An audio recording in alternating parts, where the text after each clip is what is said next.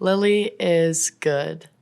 Lily woke up to a big bouquet of flowers today, so I'm putting out a song on Friday and felt really nice to kind of start my week off with something so positive. I get really sad in the mornings. I feel that's the hardest time of day for me.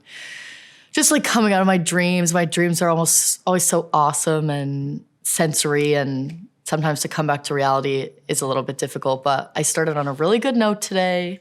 So I'm feeling really good. I'm excited about this opportunity and the week ahead of me and my new song and the rest of my life. So I feel really good. I guess I feel good when I'm asleep because I'm not self-aware. And I think when I wake up, my life hits me and I remember everything that I'm working towards and aspiring to be and who I showed up as the day before and what I want to show up that day. And I think anyone who's an artist and a creative and works in this industry understands that you're kind of always on. It's like a 24-hour job to kind of show up and present yourself as the thing, as Lily, is that you? And it just strains me. So I feel like in the morning, it's like I need to usually switch on. And my manager always texts me, up and at him, buddy. Because I feel once I'm standing and the blood's flowing, then I have caffeine, which I haven't had yet, then I can survive. But sometimes the mornings are just hard. I just like my bed and just want to not exist sometimes. I feel really in tune with my mind all the time. Like it just races.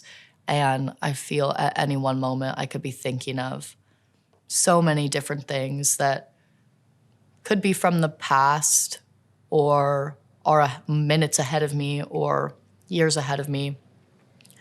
But I feel like a really empathetic person, and that plays a lot into like my self-awareness of how I'm interacting with others and wanting to be respectful and confident and kind, and then the balance of wanting to be an artist and how I want to be perceived as an artist. I don't know, I think it takes a lot of self-awareness to want to pursue what I'm trying to pursue, but I'm glad. I wouldn't change it. I would rather be so self-aware that it drives me insane than be oblivious or ignorant to what's good for me and what makes other people happy or uncomfortable. So I feel like I'm the saddest in my music. Like my music is the most raw and honest and sometimes really heartbreaking part of me. But when you meet me in person, I'm usually very optimistic and bubbly and positive. And I feel like I really use music as that release to kind of get that stuff out. But then again, I'm also on 100 milligrams of Zoloft, so that makes a really big difference in being able to stay positive and find that balance. I've been medicated for about 2 years, and it's made a huge, huge, huge, huge difference in like the spiraling. Like I'm used to fall into really bad spirals of like suicidal ideation. And now I feel like I can stop myself and I can click back into truth. You know, my thoughts are not the truth. They're just thoughts and they can pass, and that doesn't mean that just because I have it doesn't mean that it's true. When I think about that time, I feel like what I was feeling has really blacked out for me a little bit. Like I know what the thoughts were. I want to kill myself. But now I'm like, I can't really remember the triggers or the things that were really, bringing me down. It was just this like constant weight. But what I do remember is the people around me that uplifted me and didn't walk away from me and continued to believe in me and help me see that there was another side and I just needed a little bit more help. Growing up, I remember just always wanting to be singing and telling jokes. I just always wanted to entertain my family. I have 2 younger siblings, wanting to entertain them and put on little talent shows with them. And I just always was making noise and singing. And there's videos of me on like a retro digital camera and I'm like holding it like to my face, like making up the worst song you've ever heard. And then around like 12, 13, we did a poetry unit in my school and for writing, and I really enjoyed it. And I remember thinking it just made me feel so much. It was so powerful to me that people could convey something without their voice, without sound. I was like, oh, well, I like singing and I like making noise, and now I really like writing. And it just really naturally came together, and had this really old microphone, and I set it up with my computer in my room. And that was like when I was 15. And I just ripped probably 1,000 beats off SoundCloud that were like lo-fi jazz, hip hop beats. And I would just freestyle like every day after school and just make all these really not formed, abstract, experimental songs. I didn't understand pop music. I didn't understand music structure. It was definitely driven with poetry as being like the number one guide, versus now I feel like I write a lot more with melody in mind and like lyrics come after. But yeah, that was my start, just like loving poetry and always singing, and then realizing that they could coexist. And then I had this big song happen and met Marvin, and now I'm 5 years later. And yeah, I'm so grateful for the way things have turned out, and that I get to do what I love every day and push the massive rock up the hill that is my life. So yeah. I made a song with my ex-boyfriend, and I wrote the whole thing and he produced the whole thing, and we made it in this studio in Toronto in the basement of a medical center. And it was something I had written that day after brunch with my girlfriends. It was like this sort of boozy, like little poem, and then I turned it into a song, and we took one video of us like sharing it. And the next day I was with him and my other friend in a park, and I edited the text on it and I sent it to Marvin, and I was like, do you think I should post this? And he was like, yeah, go for it. And by like 2 a.m. that night, the video was at 27,000 views, which now I do not think is a lot. But at that time, I was inconsolably crying. I knew my life was going to change. I look back at that time in my life so fondly because everything changed. In the span of 3 months, my entire life changed. I signed a record deal. I was able to support my family in a way that I had always dreamed of, support myself in a way that I had always dreamed of. And it was really a surreal experience. And I look back, and maybe there's some things I wish I could have done differently, but I can't go back. And I know that I was really present during all of it. I remember the feeling. It wasn't fair.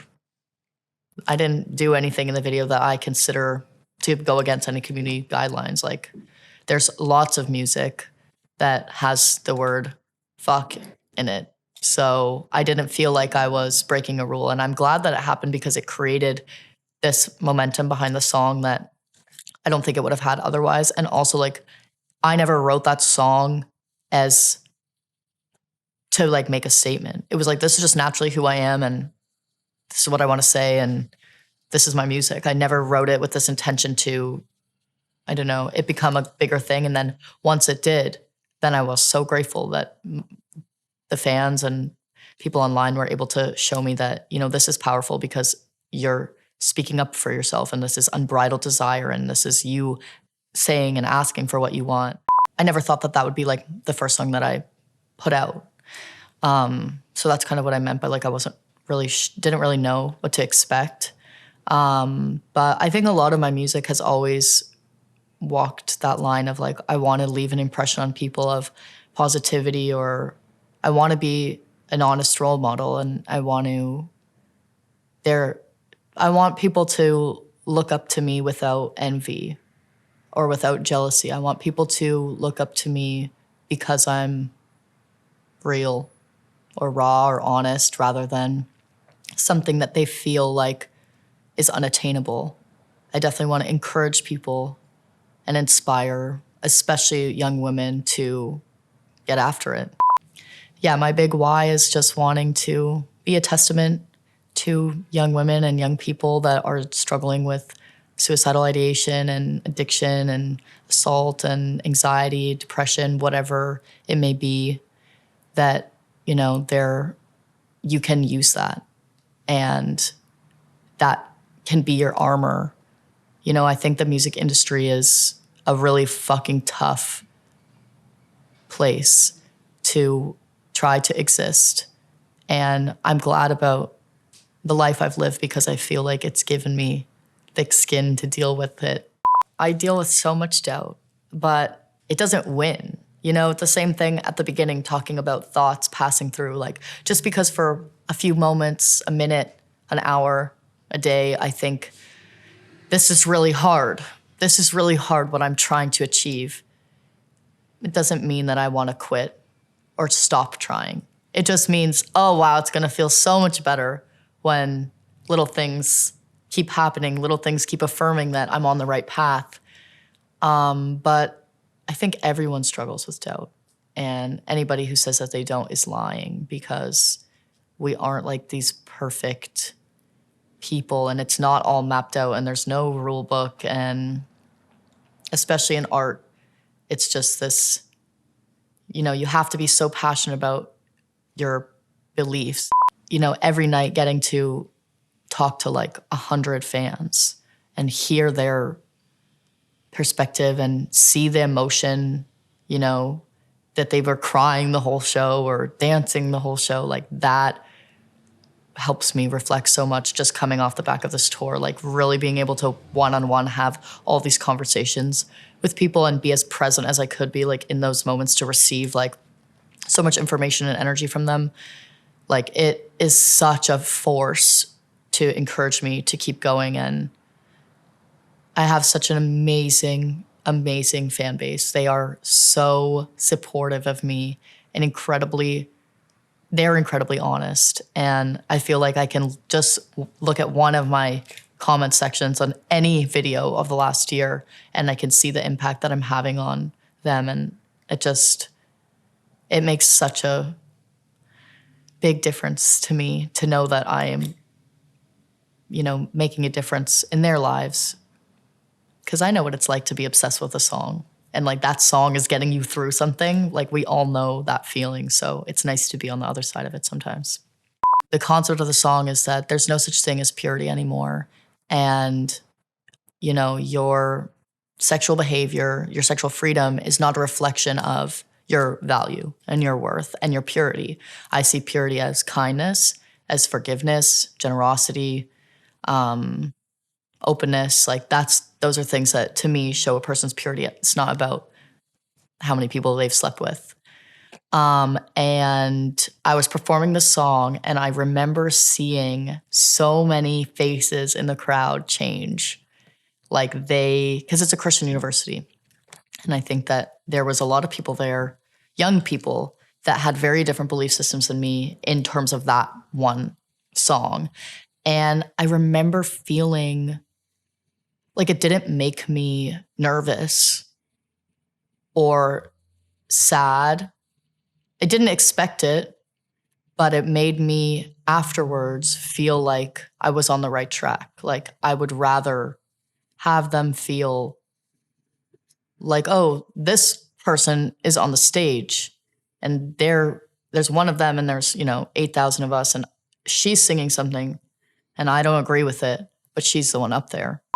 Oh, I don't give a fuck about a hate comment. I want them. Please hate me, because controversy pushes music forward, and I would rather somebody dislike what I'm doing and I would rather it make them angry and challenge their belief systems than somebody just like, oh, it's okay, like, I don't really care, yes or no, you know? I would rather people be upset because that drives engagement, and at the end of the day, the engagement will push it farther to people that actually need to see it, and it will resonate with them. So I do not care about hate comments one bit because it's helping me. So keep it coming.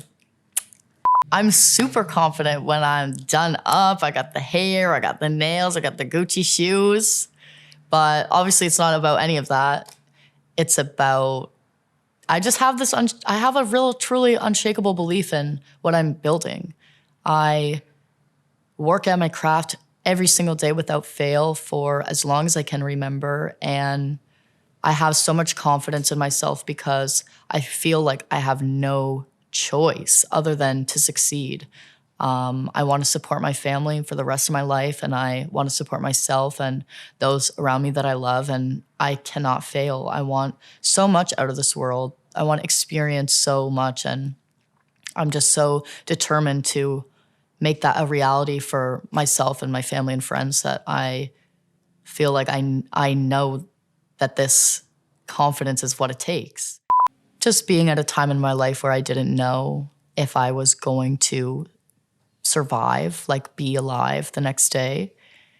And getting through that, overcoming that makes me really want to live life to the fullest and be as crazy isn't the word, but just be myself as I can because like I'm still here. So it's given me a lot of confidence, to overcome everything that I have. I mean, I'm still working on a lot. I'm still working through it every day, but I've come so far that I do feel very proud of myself and what I've been able to endure and how I've come out on the other side and turned my pain into power. The way others perceive me doesn't change the way I see myself. And that's like with validation and with the hate. Like just because somebody is over and over and over again telling me that I'm amazing, that shouldn't change that I know I still have things to work on. And like, I don't want to let that get to my head. And the same way, it's like if somebody doesn't think I'm good enough, then I don't want to let that get to my head. I really believe in like self-preservation and self-awareness and self-compassion. I feel like is the biggest tool in trying to create self-discipline. Like you need to be kind to yourself and build habits through compassion. Life and art can be a little bit easier if you think about characters.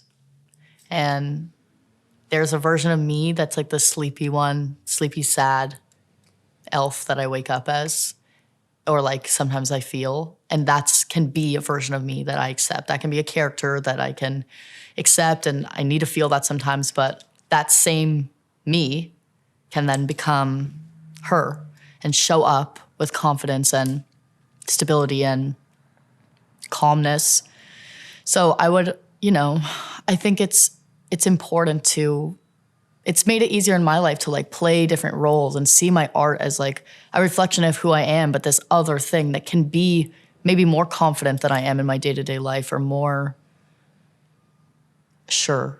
So that would be like a little something I want to say is life. I love playing characters in my art and in my life, and there's another one coming soon. I just want to eat everything. I want to try every food, and I want to kiss everyone, and I want to dance everywhere, and I want to go to all the runway shows, and I want to live in Vietnam, and I want to eat. I want to eat everything. I want to explore, and I want to know what it feels like to hurt and know what it feels like to be happy. Like, I just want to feel everything because I went through so long numb, just numbing myself, numb, that I feel like now I'm so present and centered like in myself that I just want to feel everything. I want to feel everything.